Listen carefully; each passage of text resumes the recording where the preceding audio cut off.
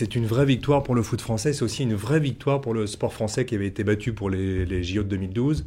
La victoire d'ailleurs a été difficile, acquise avec 7 voix pour la France contre 6 pour la Turquie.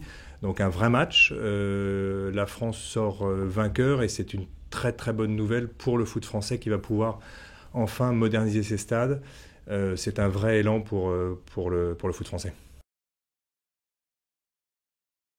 Alors, ce qui a fait pencher la balance en faveur de la France, c'est évidemment une vraie mobilisation au niveau de l'État, jusqu'à son président, donc Nicolas Sarkozy, qui était là hier pour faire justement la différence. Ça s'est joué à une voix. Ce qui a fait la différence aussi, c'est que la France a présenté un projet, j'ai envie de dire, sûr, après un euro en Pologne et en Ukraine qui s'annonce peut-être incertain, après une Coupe du Monde au Brésil qui elle aussi est porteuse d'aventures, d'espoir, d'ouverture, mais également peut-être de risques.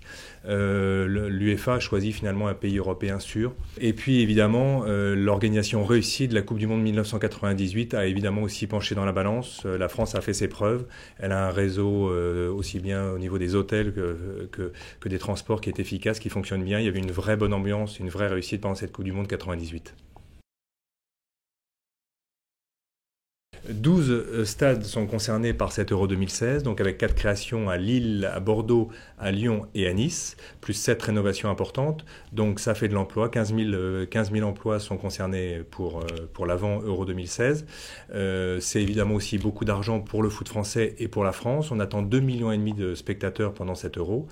C'est un moyen évidemment pour les clubs français, après, grâce à l'argent récolté par l'afflux de spectateurs, de pouvoir enfin repartir sur peut-être un meilleur pied, en tout cas pour espérer rivaliser avec les autres grands championnats européens.